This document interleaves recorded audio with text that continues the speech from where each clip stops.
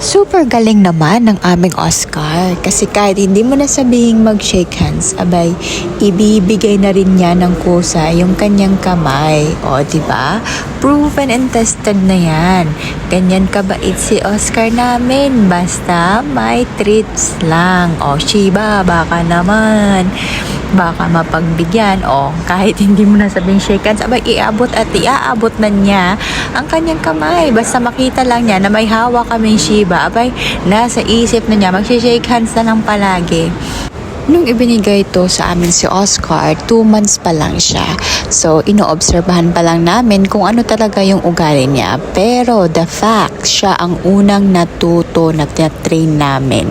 At siya lang talaga. Kasi yung isa, si Stella, naku, super maldita si Madam. Ayaw matuto.